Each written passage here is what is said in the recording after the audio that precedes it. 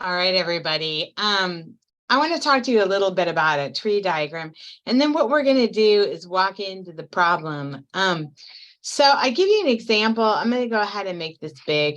I give you an example of a tree diagram, which would be to help make decisions. We use tree diagram to make decisions, and when we think of a tree, we think of branches and leaves, right? So let's just go ahead and put a picture of a tree in here so we can kind of start walking through this process, tree process. Tree, here we go, hit enter. And here, let's take a look at one right here, okay? So the idea of doing a tree, right, we got one right here, all right, is we start out here with some sort of small or some sort of start process, and then we start branching out. And one branch might have hundreds and hundreds of leaves on it. So the tree here, pretty big. So let's look at this in terms of the problem set where we have different types of classifications and outcomes. So I do a sample of something, they did a bakery cake for your problem in the book. And I just want to make sure, I'm always so worried about sharing the screen, so I'm going to go ahead and stop and make sure I'm on. Yes, I am on screen one. Okay, so we have a cake. Let's say we have a cake, all right, and we serve 3 different types of cakes. Now, one of the things that I bring up in business, now I know that this is arts and sciences, is the more you have choice, right? The more choice that you have, the more different choices, the more things you have to stock and keep up with. All right. So you'll often go to these restaurants where they have a smaller menu, and part of them is this combination situation where you can have different things. Now, there's also in the modeling and analytics world, they have the term random forest or a tree diagram. That all comes out to modeling with this idea of branching off into different directions. Again, the tree, this will make more sense when I do the problem. All right, so let's see, let's say we have 3 different types of, and let's do cookies, okay? And let's do, for each type of cookie, they can have 2 different types of frosting, all right?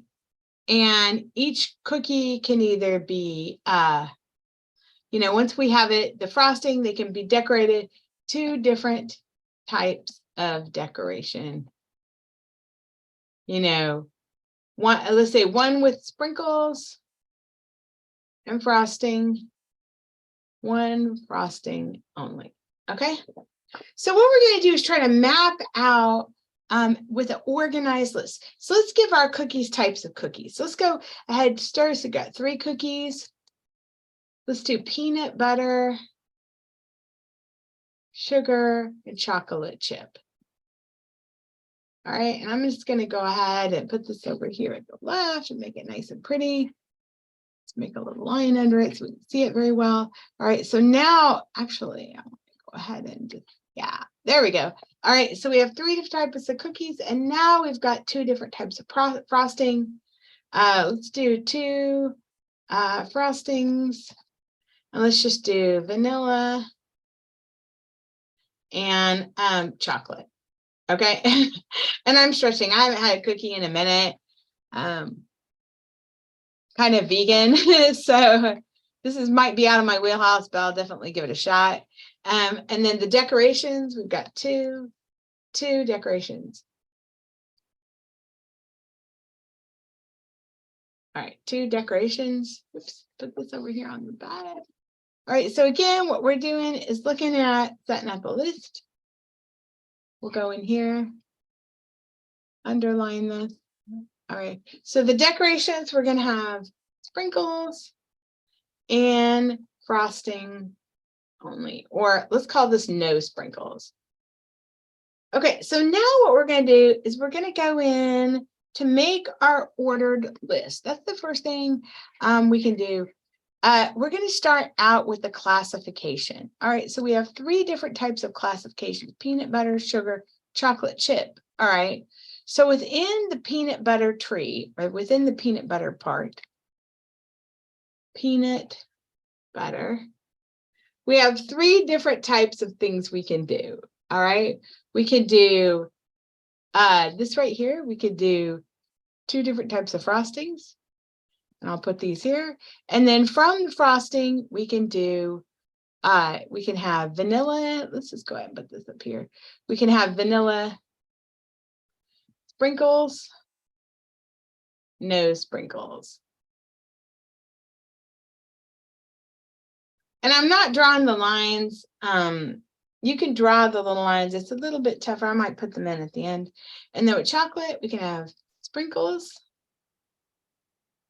no sprinkles. Okay. So here's our first tree. I'm just going to put the lines in, but not necessary, I don't think, to get the point across. But you can see here, I'll go ahead and do those. Put these down here. And then let me just copy these real quick so I can have them. Scoot this over a little bit. I'm not the best with these things. Oops. There we go. And then here, I can kind of make it like a little better looking here. There we go. So this is my first decision tree. And you can see here that we start with a peanut butter cookie. We can have vanilla, chocolate, sprinkles, no sprinkles.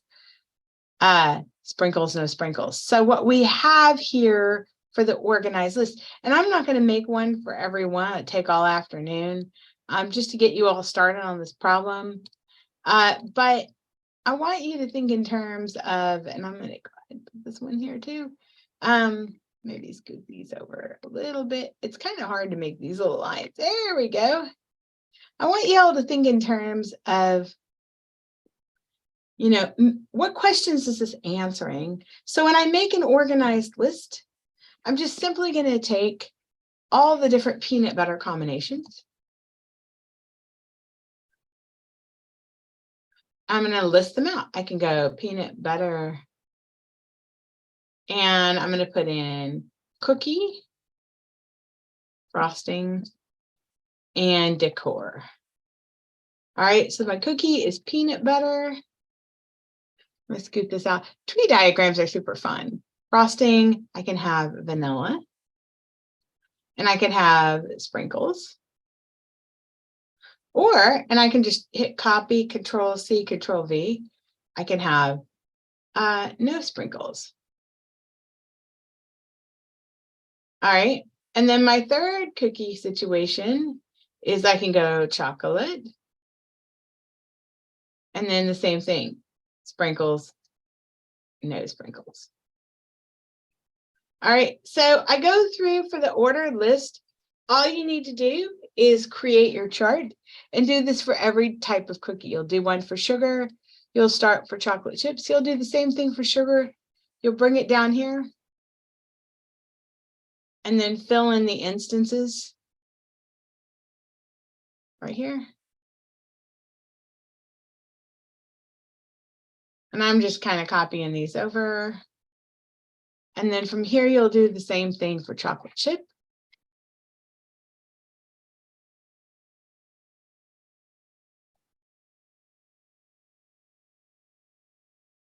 And there's my ordered list. So I have an ordered list and I did one tree diagram. You're going to want to do a tree diagram for each instance of this, sugar and chocolate chip. But hopefully this will get you started on ordered list and tree diagram. Once again, thanks for tuning in to these little problem walkthroughs. Always here to help. Keep plugging at it. Math is fun. Have a good one. Thank you. Bye.